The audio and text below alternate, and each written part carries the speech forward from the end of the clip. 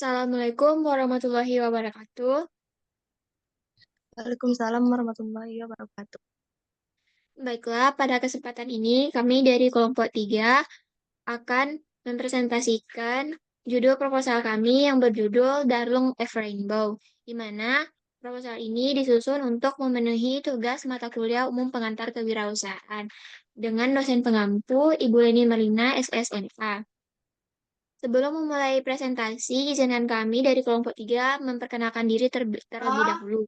Saya Dewi Saskidan Masari dengan NIM 2303-3012 sebagai moderator sekaligus presentator satu dan rekan saya ada Evi Nurhaliza dengan NIM 2303-3014 sebagai presentator ketiga dan ada rekan saya satu lagi Natasha Deci Putri sebagai presentator kedua dengan NIM 2303-3074. Langsung saja memulai presentasinya. Nah, di sini ada poster dari Darung F Rainbow. Teman-teman bisa lihat di di slide ini. Selanjutnya, di sini ada ringkasan eksekutif dan eksekutif summary-nya. Teman-teman bisa melihat. Adapun visi dan misi dari Darung F Rainbow ini yaitu menciptakan produk makanan yang sederhana dan berkualitas serta banyak diminati atau disukai masyarakat dengan mengedepankan tampilan yang unik dan menarik.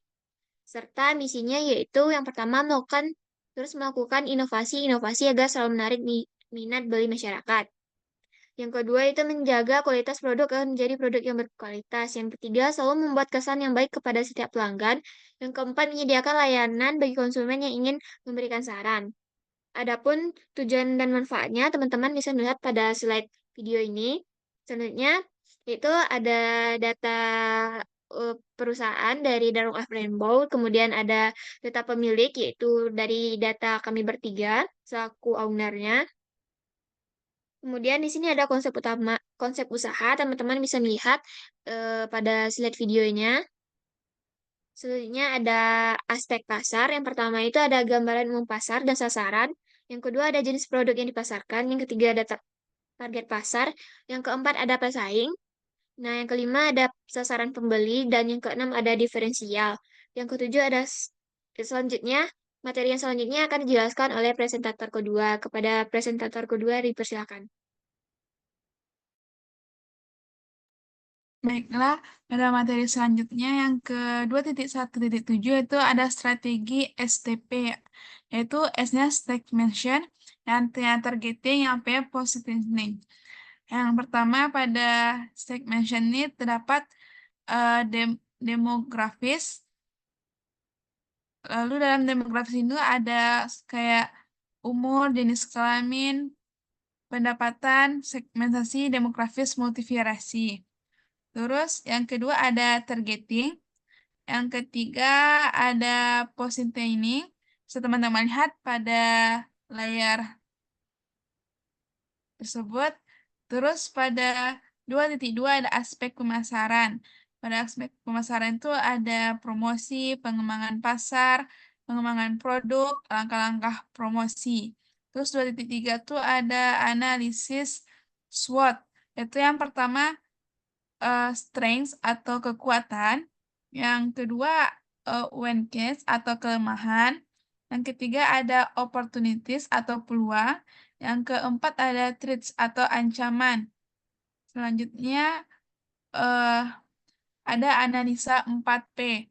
Analisa 4P itu yang pertama produk, yang kedua price atau harga jual, yang ketiga promotion atau promosi, yang keempat pledge atau sistem pemasaran dan distribusi. Bisa teman-teman lihat pada layar tersebut penjelasannya.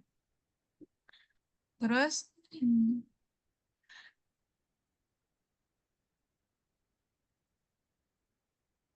materi selanjutnya saya kembalikan kepada moderator. Baik, untuk aspek produksi akan dijelaskan oleh presentator ketiga. Kepada presentator ketiga dipersilahkan. Baiklah, selanjutnya yaitu mengenai aspek produksi, yang mana adapun deskripsi dari produk yang akan kami ya dalam bisnis plan kami dapat teman-teman lihat pada slide yang telah kami tampilkan. Selanjutnya itu mengenai jenis produk pada Darlung F Rainbow, yang mana jika konsumen ingin memilih tambahan menu di luar paket, maka ada tambahan jenis menu yaitu pancake pelangi, pelangi dingin, dan kue cubit pelangi.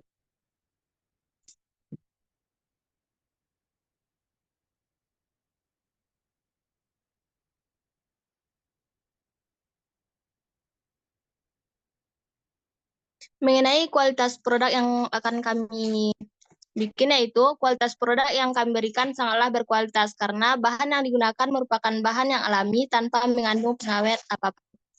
Mengenai komposisi produk dari pelangi dadar gulung ini adalah tepung terigu, garam, tepung kanji, santan atau karak, telur, minyak, air, daun pandan atau daun sugi, stroberi, pasta jeruk, dan sebagainya. Sedangkan untuk isian dari dadar gulung ini yaitu keju, coklat, coklat putih, meses keres, kismis, dan aneka buah-buahan. Adapun proses pembuatannya yaitu campurkan tepung terigu dengan telur, tepung kanji, pasta pandan, serta garam, dan aduk hingga semua bahan tercampur merata.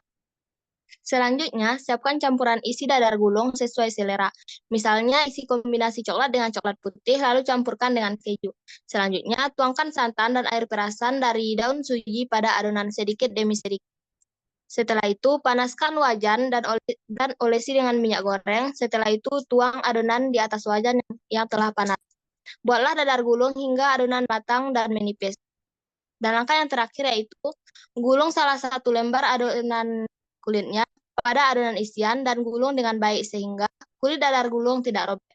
Lipat bagian ujungnya sampai rata, sampai rapi, dan dadar gulung isi coklat atau keju coklat pun siap untuk disajikan dan nikmati.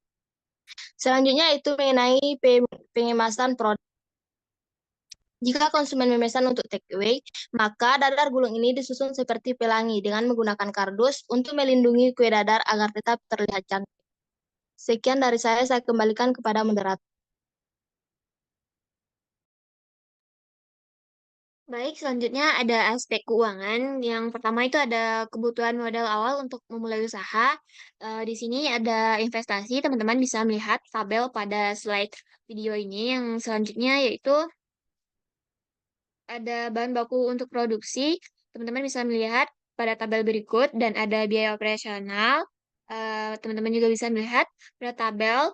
Kemudian di sini ada total biaya, harga pokok produksi, kemudian harga jual per unit, kemudian ada keuntungannya yang diperoleh.